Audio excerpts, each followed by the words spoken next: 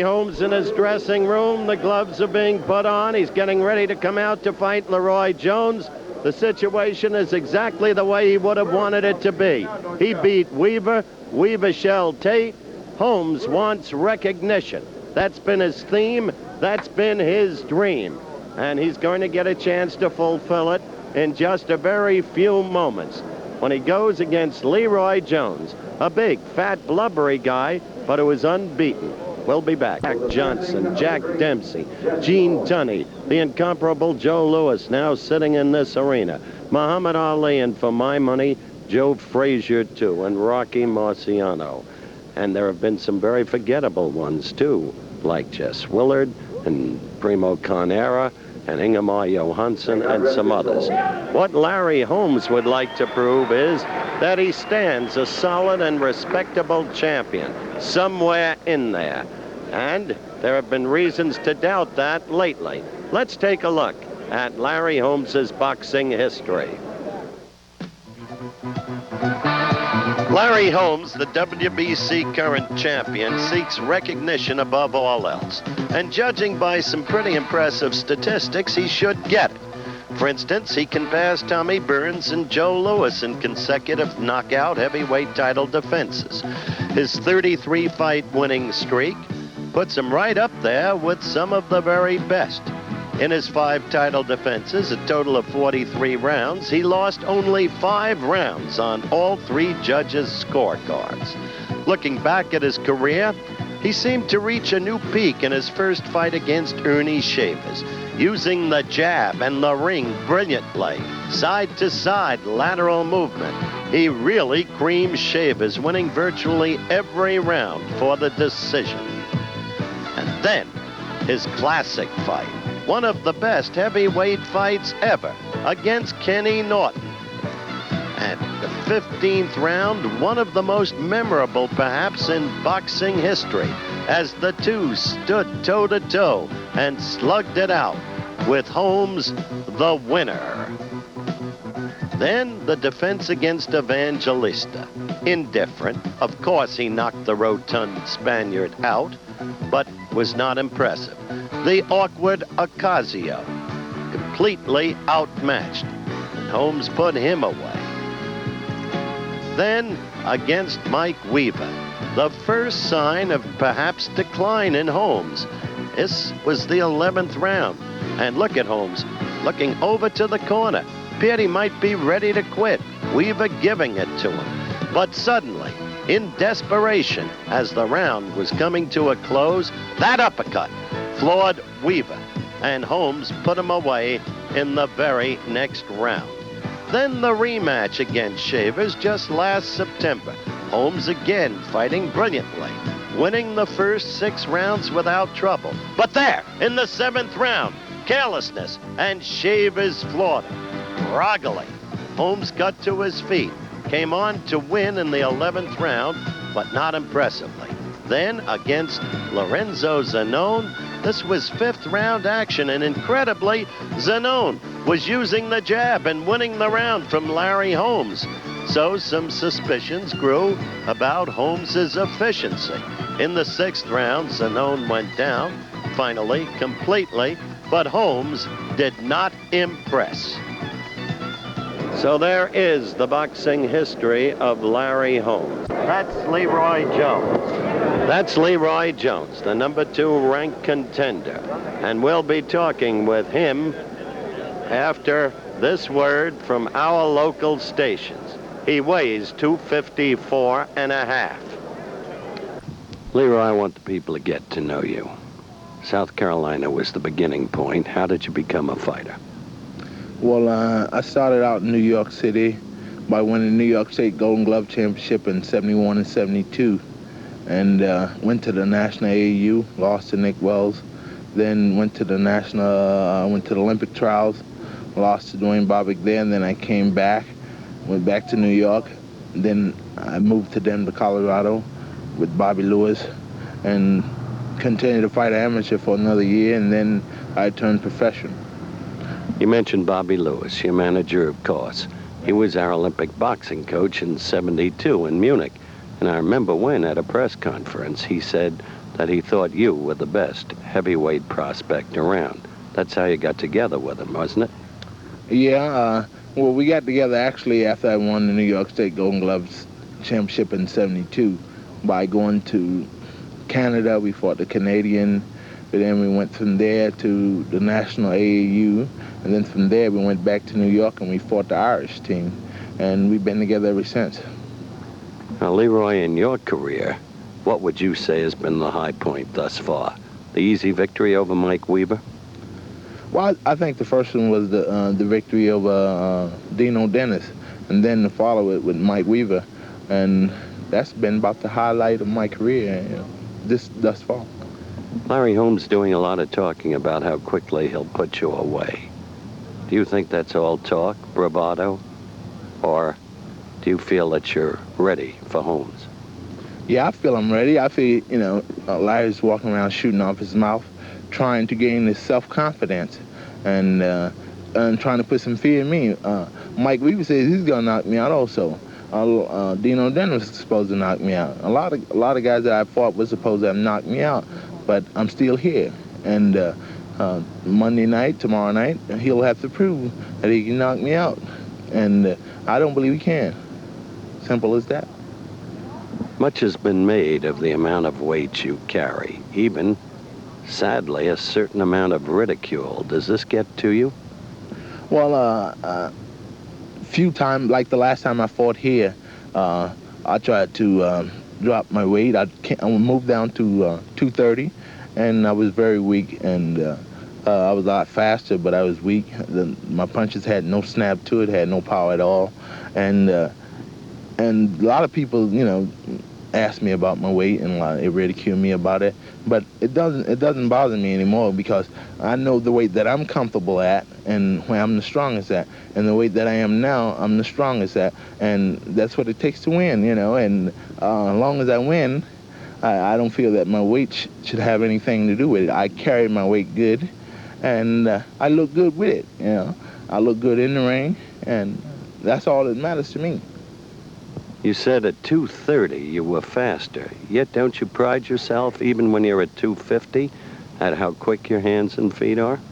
Yeah, and not only at 250, I'm fast and I'm punching good. Like my last fight here, I hit a guy with 28 unanswered punches, and all he did was laugh at me. So now I'm around 255. I'm punching good, and if that being a knocking out it'd be me doing it. So you're absolutely unafraid of Holmes. Let me say it like this, in this business, you not supposed to be afraid. You don't have time to be afraid. I'm not afraid of anybody. He bleeds just like I do. He walks on two legs just like I do. And where I'm from, being afraid in New York, if you be afraid, you won't even walk the street. So I'm just not afraid of Holmes. He got to make me afraid of him. He got to bring it to me like I'm going to bring it to him, and make the best man win. Good luck to you. Thank you. As you can see, the fighters are in the ring. Jones to the right of your screen, Holmes bouncing around to the left of your screen. Will be ready for the WBC. This is the main event of the About evening. to make 15 this rounds announcement. of boxing for the World Boxing Council Heavyweight Championship.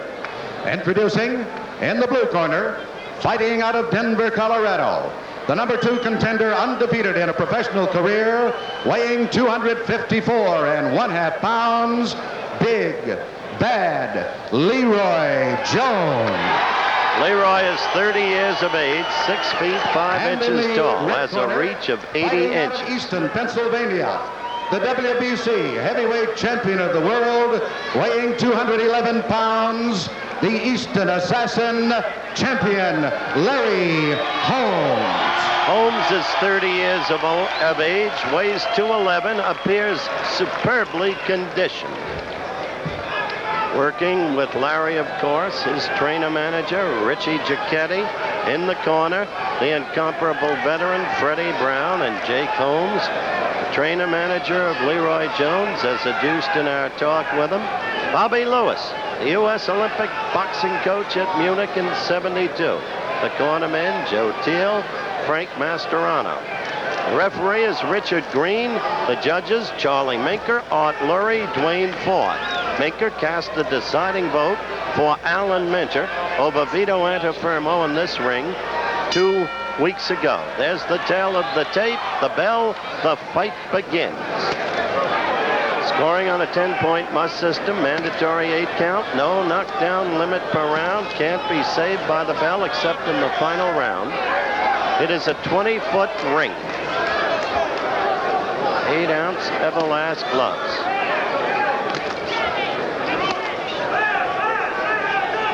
I think you'll be surprised by the quickness of Leroy Jones's hands and the agility and mobility he shows with that huge body on surprisingly quick feet. At least that's been the way he's looked when we've seen him in the past. But that quick left jab of Holmes, first to the face, then to the midriff.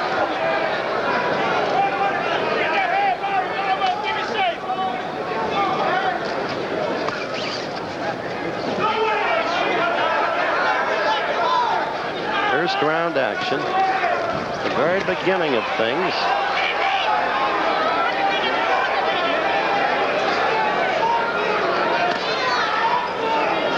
Jones is not truly a knockout puncher.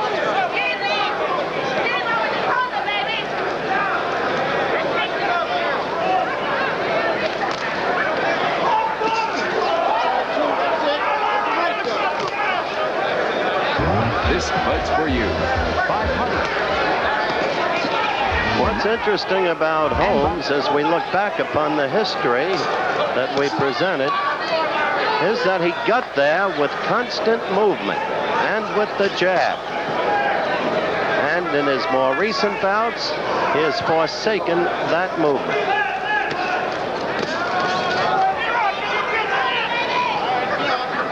We're coming to the 2-minute point in round 1. WBC heavyweight crown at stake. And there you saw Leroy Jones doubling and tripling on his own jab.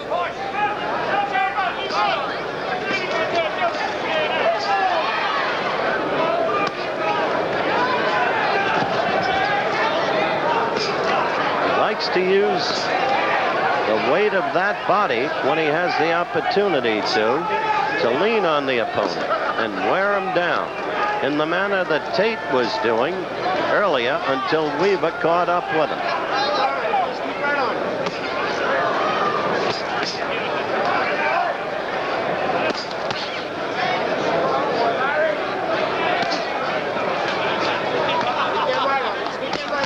End of round 1 at hand, an uneventful round.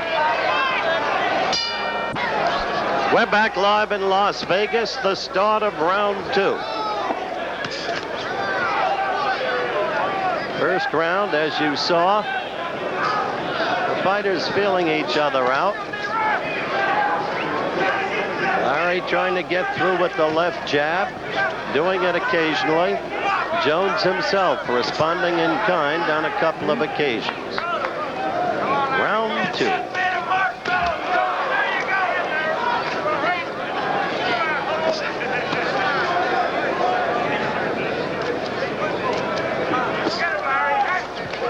Larry got into good quick lefts.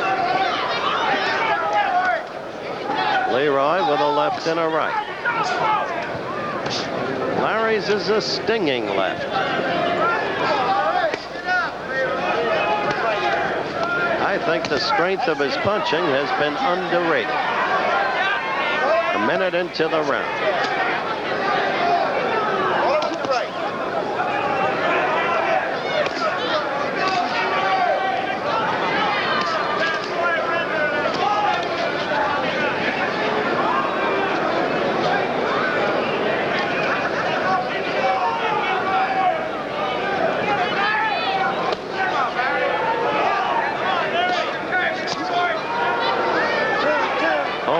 Making more effective use of his jab in this round than Jones.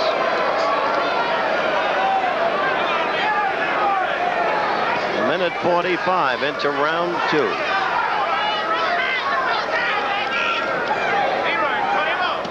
You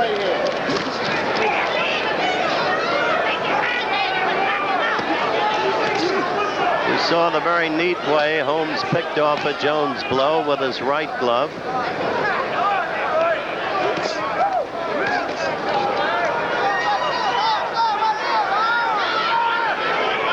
This evening started with two stunning surprises. Eddie Gregory's TKO of Marvin Johnson in the 11th. Mike Weaver's knockout of John Tate at 2:15 of the 15th round. Sugar Ray Leonard held to form, and now Holmes is holding to form.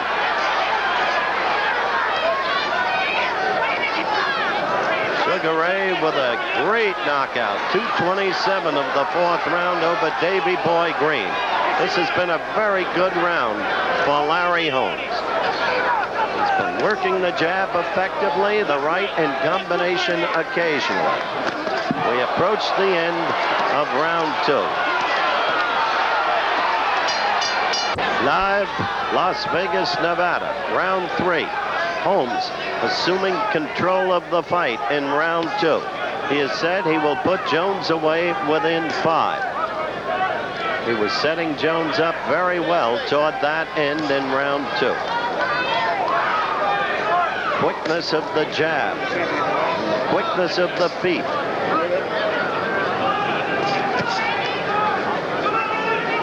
Looking to parlay that jab, which you just saw, with the right, and again and again. And you saw the pickoff of the Jones blow with the Holmes right glove again.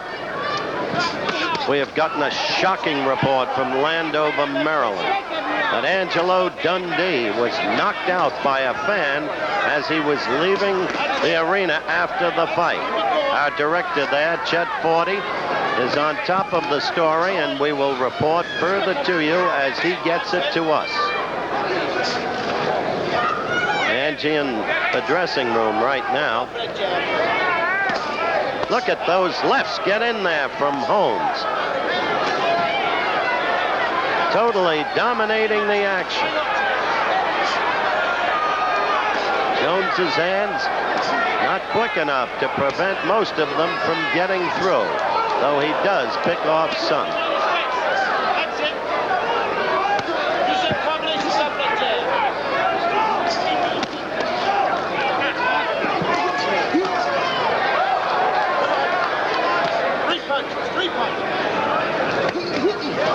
Jones got in a good right. On Holmes on the left jaw.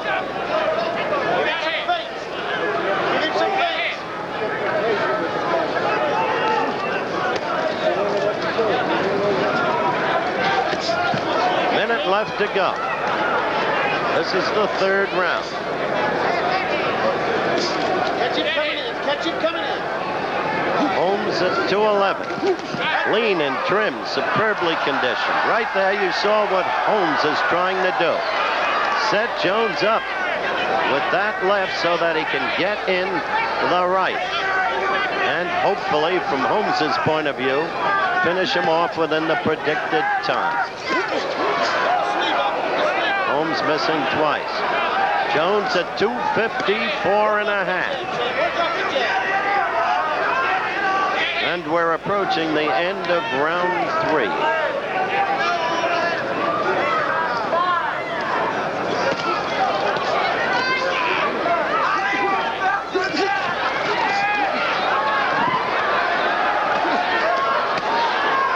That's it.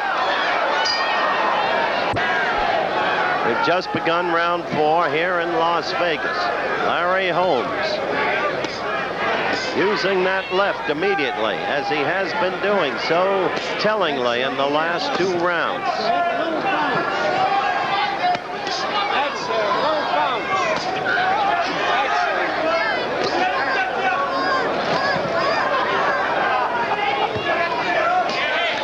While the stature as contenders of the likes of Evangelista and Ocasio was questionable, the fact is that Holmes showed good ability to adjust to different styles, most particularly the crouching awkwardness of Ocasio. It was the Holmes fight that brought his reputation into some degree of question. Right there, Jones was hurt by that Holmes left. Slightly off balance as it scored.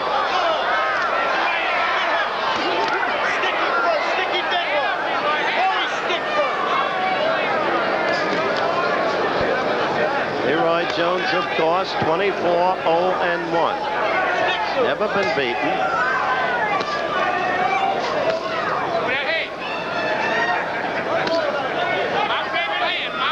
And his most notable victory over Mike Weaver, who scored the most notable victory of his fighting life earlier this evening in Knoxville, when he KO'd Big John Tate in the 15th round.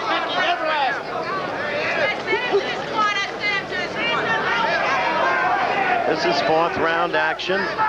We are almost to the point where we have a minute to go in the round.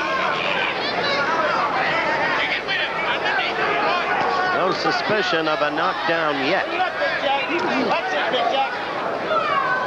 Bring it up and right hook.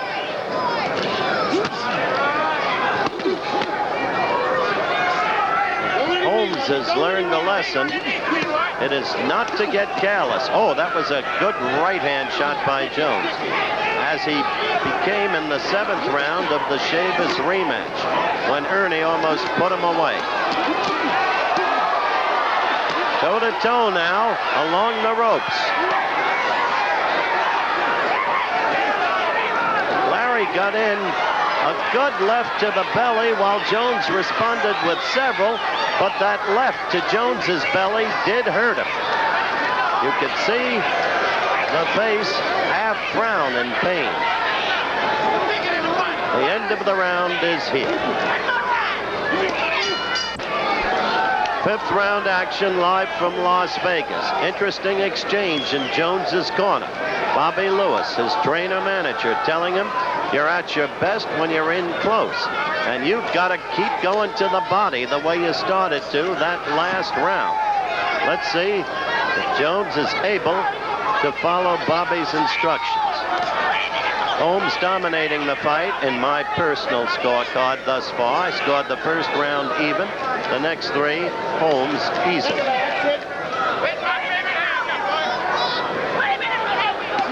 Fella looks like anything but a fighter.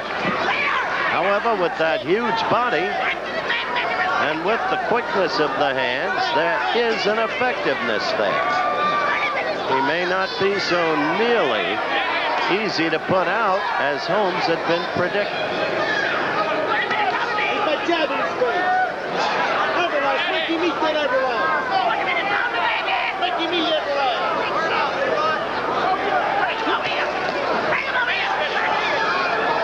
Jones has not yet gotten in close, and he has not yet gone to the belly, or tried to. Like to alert our stations along the line.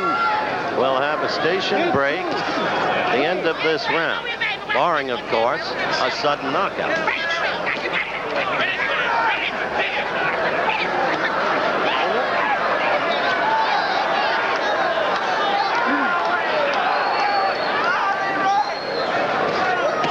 This was the round that Holmes dedicated to his baby daughter, that he said Jones would go in.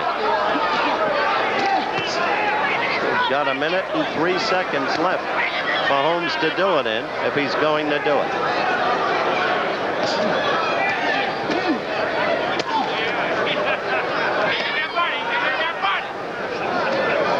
Now Jones works in close, but he's the one doing the holding.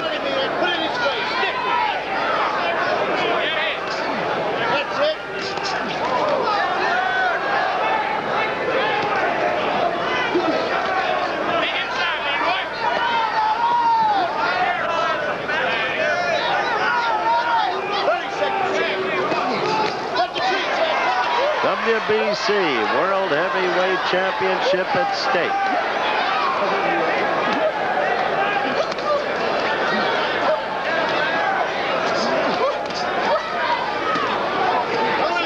And will back with more of the WBC World Heavyweight Championship after this word from our local station.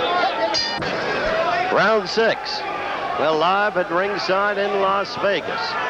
Again, Bobby Lewis exhorting his charge. You're looping your right hand, he told Jones.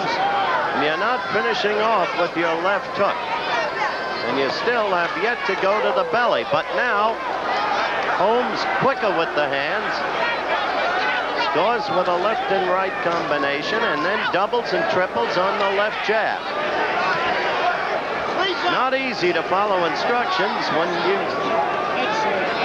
don't have the capacity to do it based upon the level of the opposition. Jones is not fighting a statue.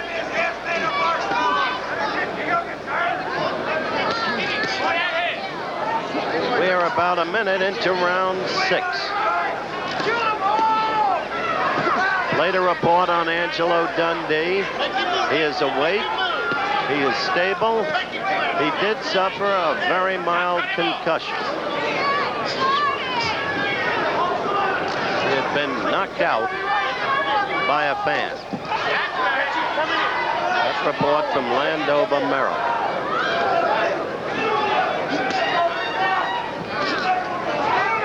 A minute and a half gone in round 6.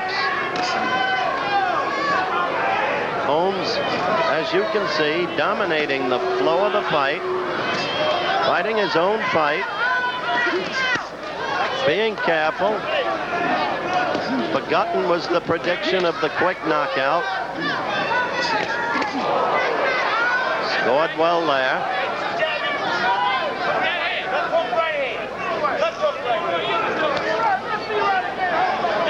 A minute left.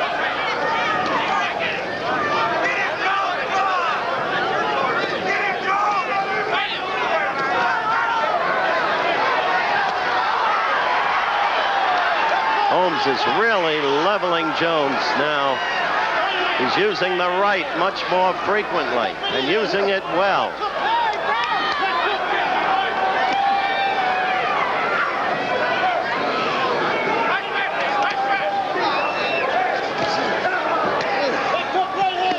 Round 6 is winding down,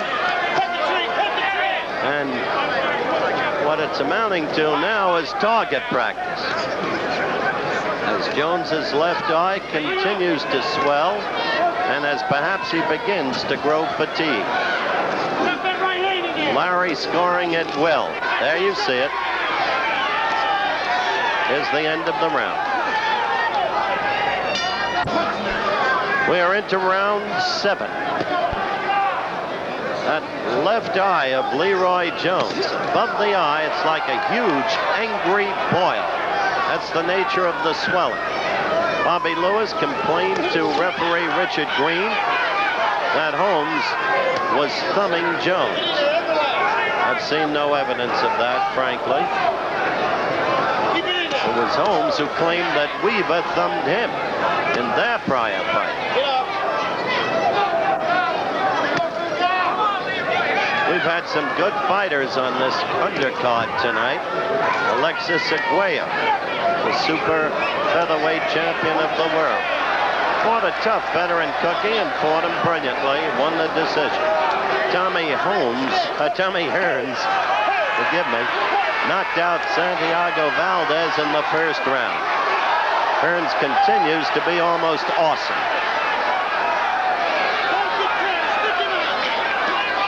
Seventh round, WBC heavyweight crown at stake, and Larry Holmes having a ball.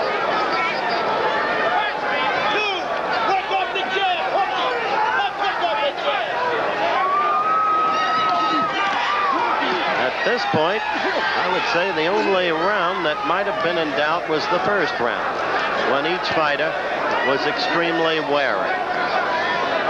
All of the others I would give to Holmes.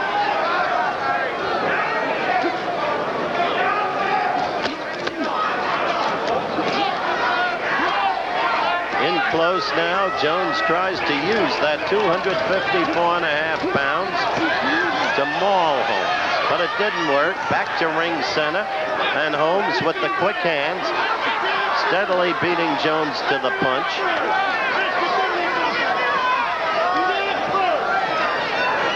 Less than a minute to go.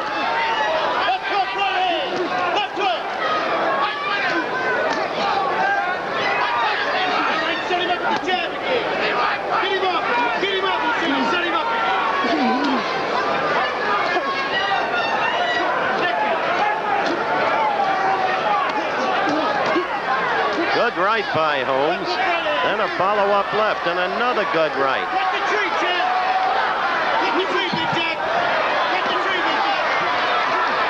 Jones fighting wildly now. Perhaps the first sign of desperation. Look at that.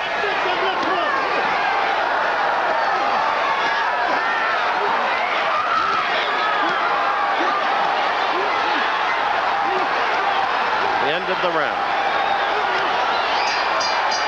Go down to Knoxville, where our colleague Keith Jackson is with Mike Weaver, who had himself one fight tonight. Well, Howard, I'm not sure it's really seeped into Mike as to what he has accomplished, though the grin breaks out every once in a while. Would you like to see the knockout? Sure, I want to see what I didn't see. You know, this is the first time in the annals of heavyweight boxing that anybody has come into the 15th round, had to knock out a man in order to win a championship, and Mike Weaver did it tonight with only 45 seconds remaining in the fight. And here's how it happened, Mike. Yeah, I see. They was telling me about throw the right hand to the body, follow a left hook, and I caught him with the left hook, which is my best punch, you know. It worked tonight, my man. Oh, yeah. All right, let's go back to Howard in Las Vegas. Thank you, Keith. Congratulations, Mike Weaver. And you just got a glimpse. Look at that left eye of Leroy Jones. 8th round action here in Vegas.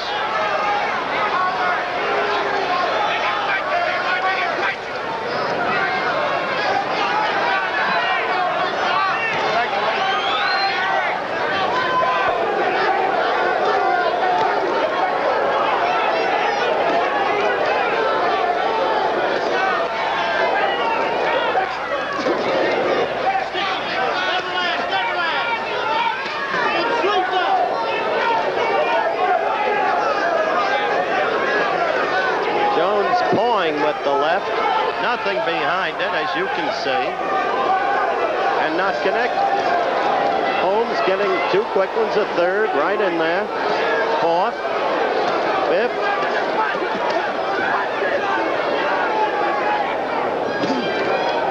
A minute into the round, it is the 8th round.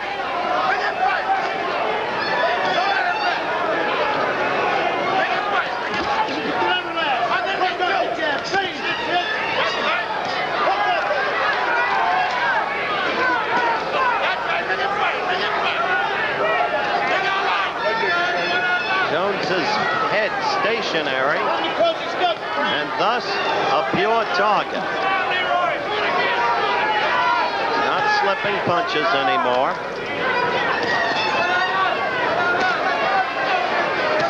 Hasn't been for a long number of rounds, only in the first round.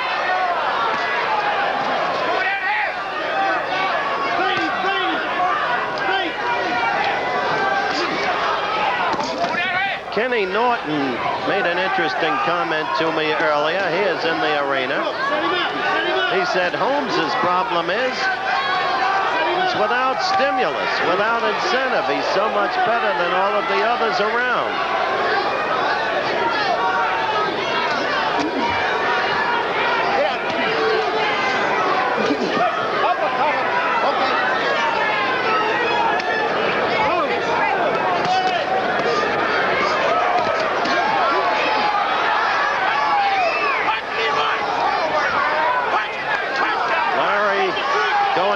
Uppercut now. Jones a wide open target. Jones ready, it seems, to go. A little bit wobbly. 20 seconds left in round 8. And Larry throwing everything he could into it. Give Jones credit for gameness. He tries to fight back, but his body is just falling into the corner directly above us. And they're stopping the fight. And it's a good thing that Richard Green did. One has to be concerned about fighters in the wake of 4 recent deaths. He is completely pooped, bagged out.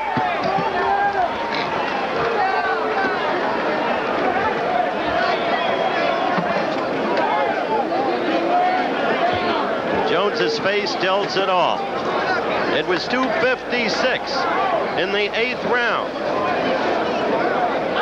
And Larry Holmes remains the WBC heavyweight champion of the world in a fight that from the first round on was no contest. Look at it again. Okay. He knows. He knows.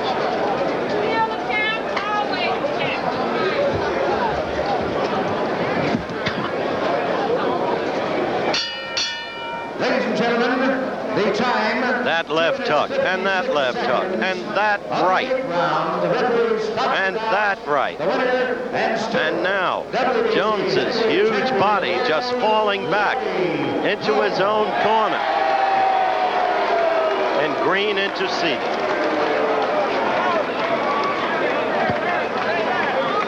Larry being sponged off by Richie Cicchetti. And he'll be coming down to talk with us in just a moment. And there is the beaten warrior.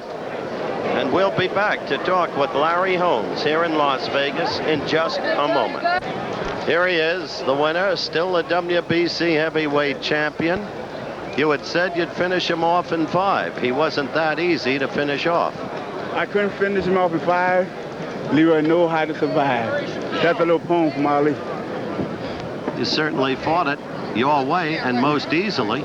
Yeah, well, Leroy is strong. He's a little stronger than I expected. He hit me in the 3rd round, Howard. My ears still ringing. That right. Yeah. He got you with that wide right. Yeah, and he's a little stronger than I anticipated, but I think I proved myself once again to the people all over the world. 6 title defense, 6 knockouts. I'm going for Joe Louis' record, 7 knockouts while he held the title. And Tommy Burns at 8. And Tommy Hearns at 8. Burns, I'm talking about Hearns. But I'm going for, they say, the greatest heavyweight of all time. All right. Off what you saw happen to John Tate tonight, what are your plans? We'll fight again in May or June. I hope on ABC. Will you fight Weaver again? Weaver, yes. Weaver have proven himself. He's the champion of that side, so-called champion, but I think the people know who the real champion is, Howard. I don't know what I have to do to prove to people that Larry Holmes is a champion. All right, Larry. Right, Mom? This is the finish of the fight. His body falling into that corner again and again and again. And you giving him everything you had. You started to use the uppercut from the 6th round on. More effectively. Ernie Shavers. I went back to Ernie Shavers. But Leroy's strong. And I'm just happy that I was blessed to win again. I know my Reverend Jacobs was praying for me in all the Second Baptist Church. And I know without them or without God, Larry Holmes would not be the heavyweight champion of the world. That was Leroy we were just looking at, his disappointment written across his face. I think every fighter that goes in and gives his best shot for the crown, I don't feel that they should be disappointed. But they have to realize they're fighting the best heavyweight in the world. I don't compare myself with the other greatest. I just want to be Larry Holmes, Howard, a fighting champion, a people champion, and your friend. Long, staking his claim to greatness as he destroyed the balding legend, Benny Leonard. Twice in the 30s, McLaurin held the title. After that, the human buzzsaw, Hurricane Henry Armstrong, winning the title, defeating the great boxing slicker, Barney Ross. Armstrong held 3 titles at one time, defended successfully 20 times. And then the incomparable one, Sugar Ray Robinson. This was his last fight as a welterweight, unbeaten. He moved on up. That one he destroyed Charlie Fusari. Then Kid Gavilan won the title, giving that beating to Johnny Bratton. Oh, they were great fighters in those days, but never in the history of the welterweights have there been so many great ones. This